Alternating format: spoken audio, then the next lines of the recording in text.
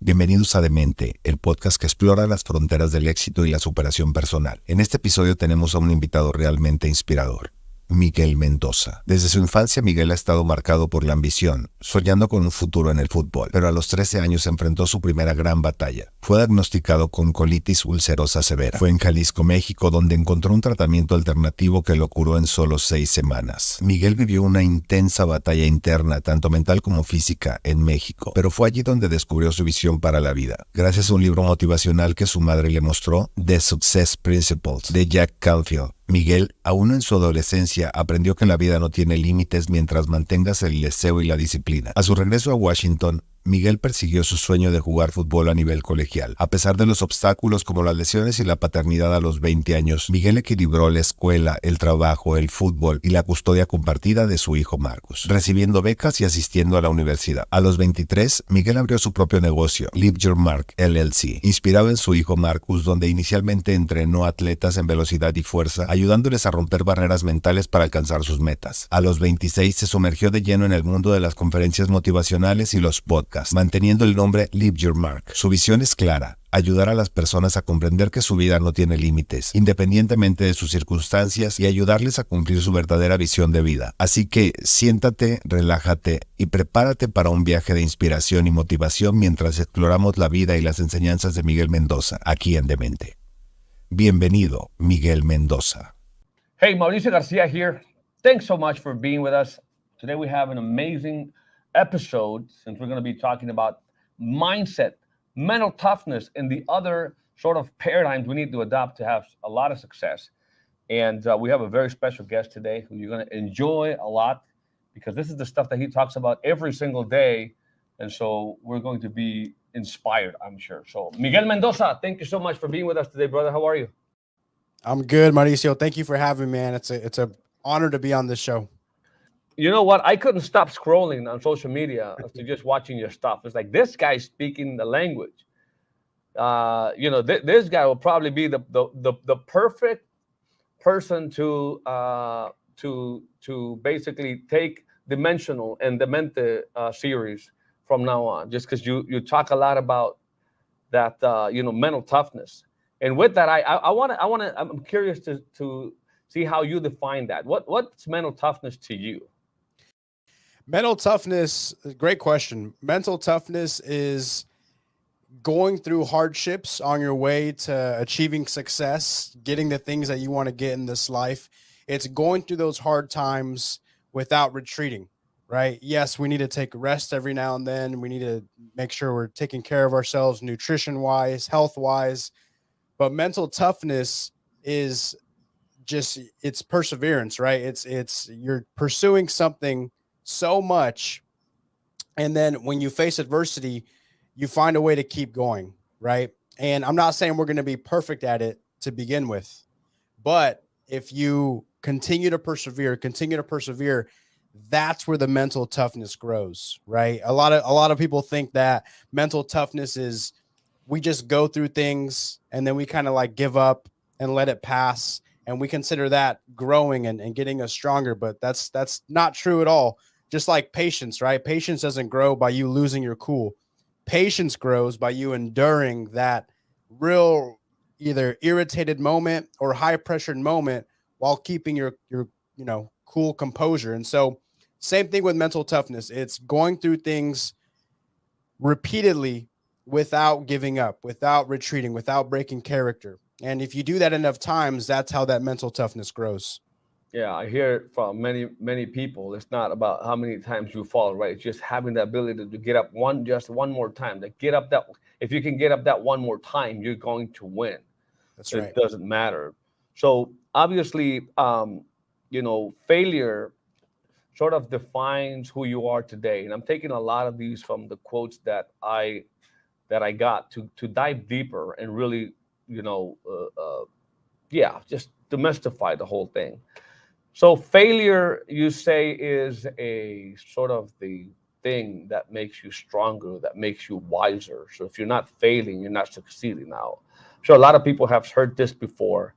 When did you begin to embrace failure as a way to say, okay, well, I'm failing means I'm growing, but also try not to fail, right? Because there's that fine line between you're looking to succeed, not looking to fail. But the fact that you fail along the way, it's how you embrace that. How would you dive deeper into that concept? Yeah, great question. So I learned the importance of failure by really just understanding that everybody that's great at something, right? Michael Jordan, Steve Jobs, all these people have endured failure. They say that they have learned more from their failures than their wins and their successes. And so that lets me know that failure ultimately just means that you really want something and you fell short, but you got to keep going. And so, but I like what you said about having that balance, right? Having that balance with, we don't want to keep tripping over the same problem, right? We don't, ideally, you don't want to make the same mistake twice. That's something that I always tell people is you should never make the same mistake twice. You should always learn from a situation. If you can learn from somebody else's mistake, that's the point. Yeah, because it's like the smartest people learn from other people's mistakes, right? That's right. That's absolutely right. But we do have to go through that failure, right? And so for me, like me growing up and becoming successful as an entrepreneur and a speaker, it came with many, many, many failures, right? It comes with it. You're not going to avoid failures. And you look at any top tier individual in their platform, right? In their sport, in their sense of business, they have failed multiple times. And you notice that the people who end up successful, or at least they end up a lot more successful than most, are the ones who just didn't give up, who didn't retreat, right? There's a saying, it says, if you hang around the barbershop long enough, sooner or later you're going to get a haircut, right? Yeah, it wasn't even about whether they're more talented or not. They just had they had the energy, not the energy, I would say the courage to persevere a little longer. That's right. That's absolutely right. Yep. Those are all phenomenal concepts. Now, in terms of, I wanted to say something else, but it kind of flew off my mind. But it's, just having the mindset to push when things get hard, because they will get hard, no matter what you are envisioning. I think every human on this earth, if there's one thing we have in common, is that we want to better our current lifestyle, right? Like we all want more, or most people say want more out of life.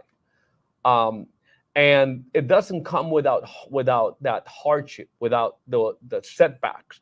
How do you develop that mindset? Speaks about mental toughness, but what do you tell yourself when things get hard and don't go your way, to be able to get up one more time? Is that one sort of phrase or quote? Yeah. When times get hard, honestly, the thing that has saved me time and time is just the vision that I have for my life. And I believe that that's the greatest gift that we as humans are ever given, right? Call it by God, by the universe. We're given vision.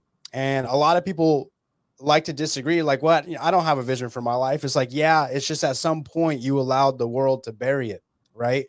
And so a vision is something that you care so much that you would do it for free. You enjoy doing it, and it's going to impact people. So we all have a vision for our lives, of whether it be in the form of music or art or business or a nonprofit organization. But if you have vision, then you will be able to push through those hard times, right? And what's the opposite of that? What's the consequences of not having vision? I mean, if somebody doesn't have vision, they have every right to be miserable, right? Because what are they waking up for every day? What are they looking forward to every day? What are they pushing for? What are they working day in and day out for? And so for me, getting through the hard times, I've always just looked at my vision. And when I say vision, I don't mean what we can see with our eyes. I mean what we can see with our minds, right? Is having that faith and that belief that this is going to happen for me, or this is going to happen for my family or my community. It's never losing sight of that, and the impact that your vision is going to have on other people, right? Because everybody, like you said, we're all going to get to a point where we just are going through the hardest time and we feel like giving up. But it's the ones who can kind of take the situation beyond themselves and say, hey, this is going to impact so many people. A little boy, a little girl that isn't going to know how to be successful until they look at your story, right? And so when I'm going through the hardest, darkest times, I think of the vision and I think of how the world needs it, right? Because if you think about where most people's visions are in the world, they're in the graveyard, right? Amazing analogy I heard by Les Brown, but most of the amazing ideas and dreams and visions are in the graveyard because so many people did not bring them out into this world. So instead, they died with them when they were buried. And so for me, I'd much rather say, oh, well, than what if. I'd rather say, oh, well, I tried, I gave it my all, than, man, what if I would have tried? What if I would have tried even when everything was not going my way? What if I would have tried even when I failed over and over again? What if I would have just tried one more time? And so these are all the things that I think about, Mauricio, on a daily basis when things may seem overwhelming or when tragedy has hit my life. It's always about the vision, because when you have vision, you have hope, man. Absolutely, man. It's great that you say that, because I remember as I was working on my mindset, I used to think that just thinking positively or saying things positively was like silly things, that they weren't really going to impact my life until, things didn't go well. I didn't understand the power of thought, the power of words, right? How they turn into your actions, and then those actions then become a certain reality. And now I take it a lot more serious, because it has, by making the change, I've been able to accomplish a lot. But this about you, and I think, in order for you to go to where you want to go, you have to evolve, and sometimes it requires leaving people behind. Some of these people are family members, right? Some of these people are parents, and I'm not saying you leave your parents behind, but how do you then leave some of these ways of thinking? Because you don't have to necessarily leave the person, right, or forget about where you come from to adopt these new ways of thinking that can get you to where you want to go. Because you can't get to that big vision. Like you talk about vision, I'm sure you're excited about it because you see it with total clarity. You know exactly what you want to go. And I want to hear a little bit more about that. But going to how you went about being able to get rid of the toxic people, and maybe the definition of the label shouldn't always just be toxic, just people that don't really add to where you're trying to get to, right? Yeah. That makes sense. It makes perfect sense. And I love how you even differentiated that there are toxic people you need to get rid of. And then there's people who just interfere with the vision, right? That's right. And it sounds very selfish to leave these people behind, or at least take a lot of the focus away from them.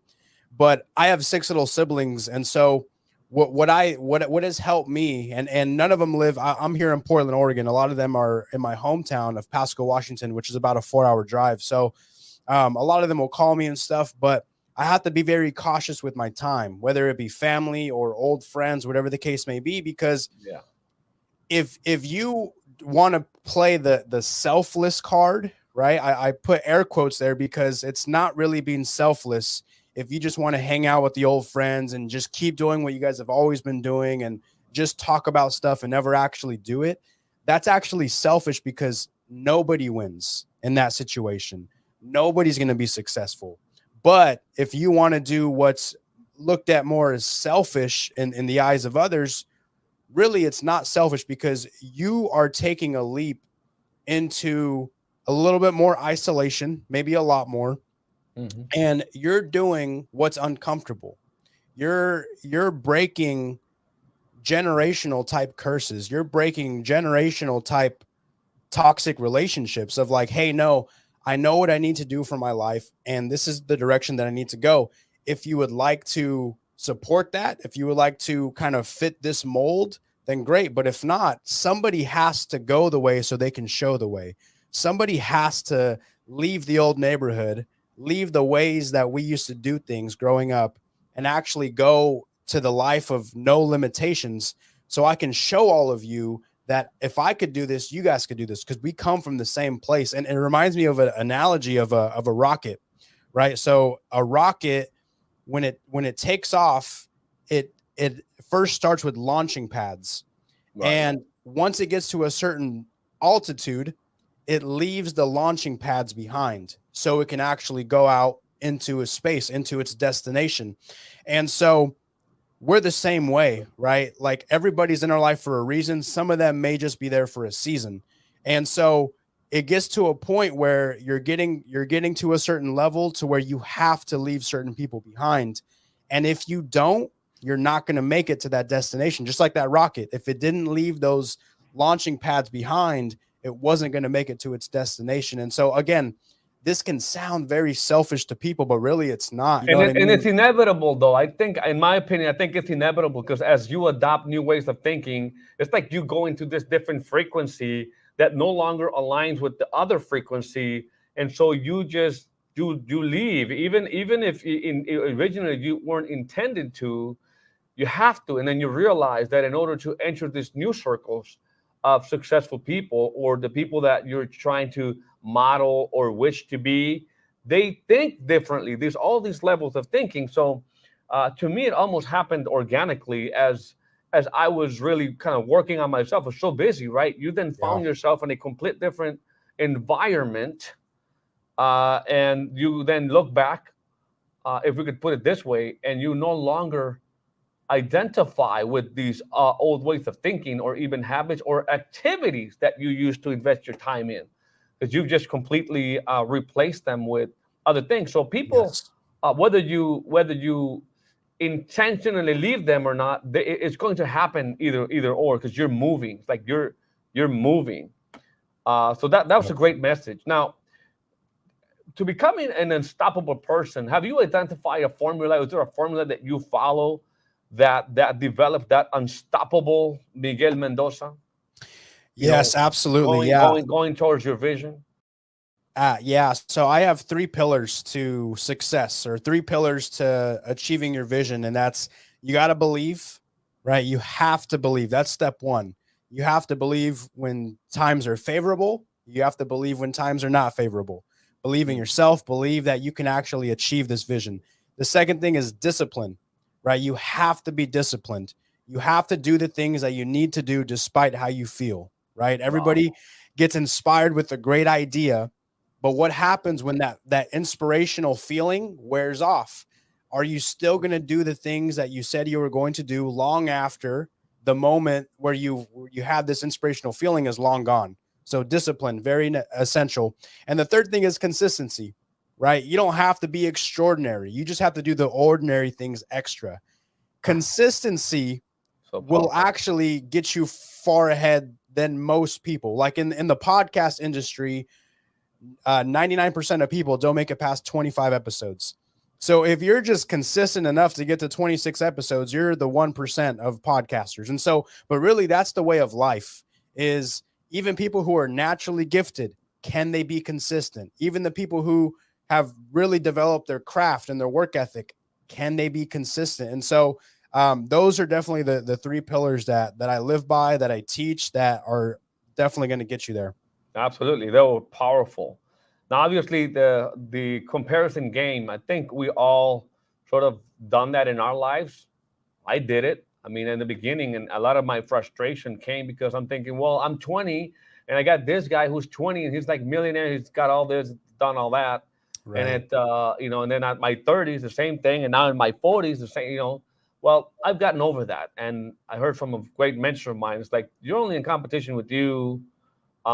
Just be better, the best version of you tomorrow, really. That's what you have to kind of focus on. And that really has helped me a lot. And why would you say, comparing yourself with others is a losing proposition? Because I think more than, especially in the world of social media, is people are comparing themselves to other people. Sometimes it's not that it's unrealistic, because you can actually accomplish what you see and even more.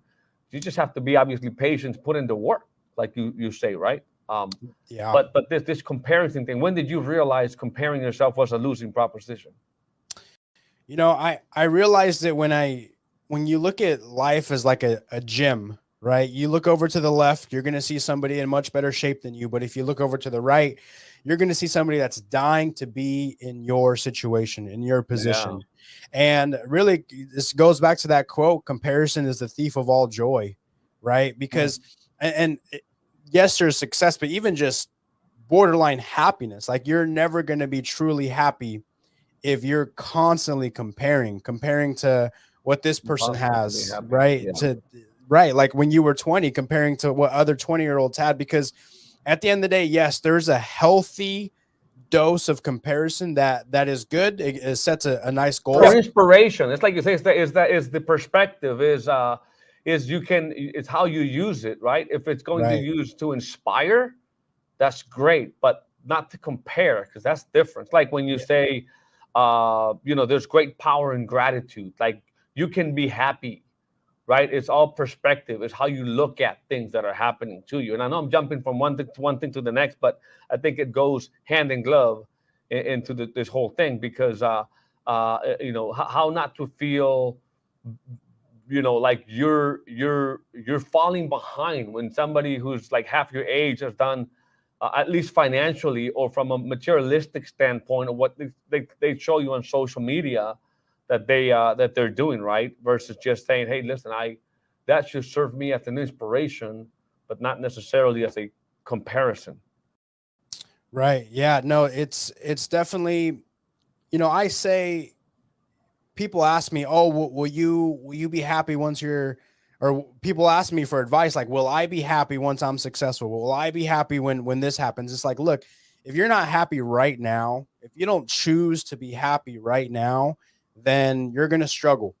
Because you're going to go after these things. And once you have them, you're going to realize that the reason why you're not happy is because you didn't make that change from within that you could have made when you had nothing. Right. And so ultimately it's like, we as humans, we focus on all the things that we don't have. We focus on the things that we're going after, and we focus on the vision, the journey, which is great, but we lose track of everything that we do have. We lose track of all the amazing gifts that we were born with. We lose track of even the most simplest things, right? Because everybody's ungrateful for their health until they have like a really bad flu or a really bad illness. And then they're like, man, what I would do to just be normal, just have my normal health again, right?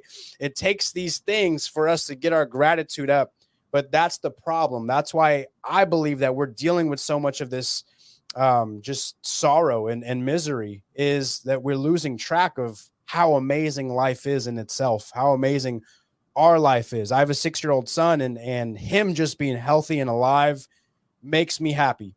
Everything else in life is a bonus. And trust me, there are reasons for me to not be happy, right?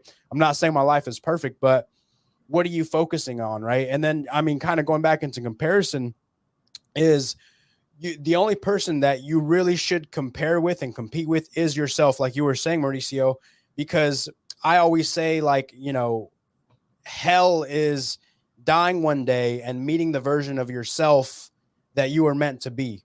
Right. So in that case, I like to compare myself to the best version of Miguel, right? The best version that I could be, because I don't want to die and meet the actual best version of the person that, took his health very serious, impacted so many lives. Like, I don't want to miss out on that. So I want to do that now. So that's like that healthy comparison of who you want to compare yourself with and compete with every single day. Thank you, man.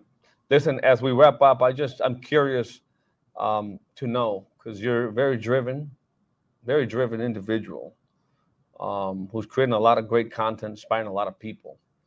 And I know you have clarity in your vision. Share with our audience, like, what's your vision? What really drives you? What's that big grand vision you have? My big grand vision is impacting lives. There's right now somewhere, Mauricio, there's a little boy, a little girl that's sick in a hospital bed, that's being told that their dreams are over. I say that because I was that little boy when I was 13. I was diagnosed with an illness, and I was told that the things that I wanted to do were not going to happen. And it was reading books. It was listening to speakers like Les Brown, my favorite speaker of all time. These people gave me hope. They cured me mentally, and then I was cured physically. And so my vision is to help those little boys and girls understand that they are not limited in life, that they are limitless, is to help the kids who are arrested in juvie understand that their life is not over. The people who just come from a limited environment, it's to help them understand that there are no limitations in life. There's only the made up ones that people put over them, and that they learn to believe. So my vision is to help those people by any means necessary. And with that comes where I'm going to need to be, which is I'll be the world's most sought after speaker. My podcast show will be one of the top 5 podcast shows within the next 2 years. I'll have written about 3 books in the next 5 years. I'll be on talk shows. I'll be everywhere, all because that's what's needed to happen to make this impact and to fulfill this vision. Wow. I was going to ask you, how much of what you lived as a little boy fuels who you are today, when you kind of sort of answered it. I know obviously you grew up in a home where your parents were divorced, right?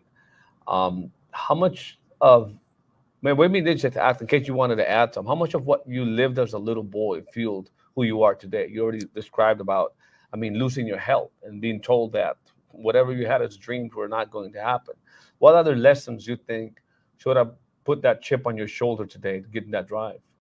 Yeah, everything. When it comes to my parenting and when it comes to the way that I live my life, I want to say most of it comes from my childhood. Of yes, there's many, great things, but also like the things that I just realized was wrong. I realized that I need to do this a different way. And so it's, it's just one of those things where you just reflect, right? You reflect on everything and you try to be better when it's your turn, when it's your go around. And so, yeah, what are some of these curses that you've identified and say, this is wrong, this is not how I'm going to raise my children? Now that's one of the toughest things to do, man. I have 3 and 1 more on the way. Okay. So I'll have a 4. I love this relationship you have with your son. It really, brought tears to my eyes in how, he's able to express himself emotionally so well. Yeah. And anyways, they brought a lot of memories of things that I'm living through with, my oldest one is 7. I have a 4, I have a 2, and obviously one that it's supposed to be due here in January of 2024. Wow. Busy man. Yeah, I've got to stay busy.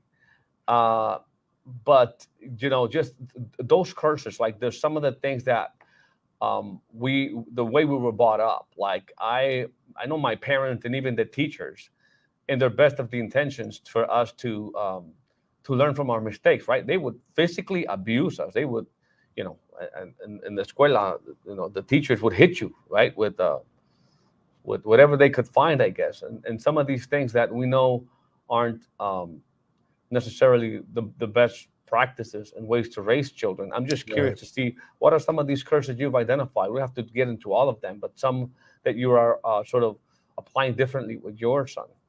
Yeah, the biggest one, as a little boy. Yeah, the biggest one was neglect. You know what I mean? Biggest one was neglect.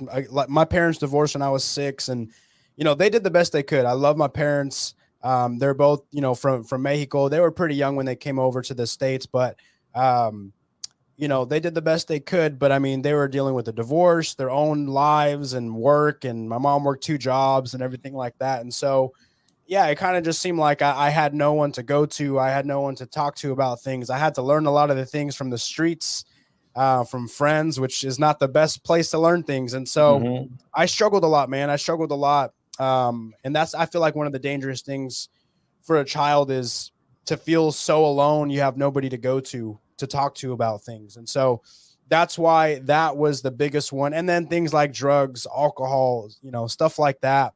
I just told myself, I'm like, it ends with me, and in order for that to happen, you have to be the change that you want to see.